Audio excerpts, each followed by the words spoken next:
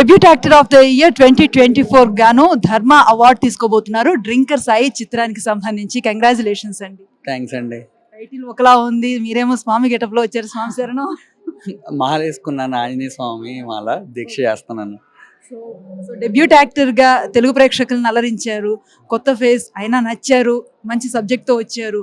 ఎలా అనిపించింది ప్రేక్షకులు తీసుకున్న మిమ్మల్ని రిసీవ్ చేసుకున్న విధానం? మనకి బాగా ఇష్టమైన పని, దాని గుర్తింపు వస్తే అంతకంటే ఆనందం ఇంకేముంటదండి. చాలా హ్యాపీ అనిపించింది. అమ్మగారా? మా మదర్. నమస్తే అండి. సో మీ అబ్బాయి మీకు చిన్నవాడుగానే కనిపిస్తాడు ఏం చేసినా. ఈ రోజు చక్కగా సినిమా చేశారు ఆయన. ఆ సినిమాకి ప్రేక్షకుల నుంచి గుర్తింపు వచ్చింది. ఇలాంటి ఒక అవార్డు వచ్చింది. ఒక శతకం ఉంటుంది, పిల్లలు పుట్టినప్పుడు కాదు, వాళ్ళు ఏదైనా ప్రయోజకులు అయినప్పుడు తల్లిదండ్రులకు గర్వం అని. మీకు ఎలా అనిపిస్తుంది?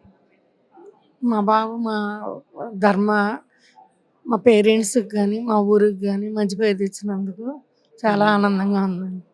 ఈ ఈ ప్రోగ్రాం కండక్ట్ చేసిన సాక్షి వారికి కూడా నమస్కారాలు.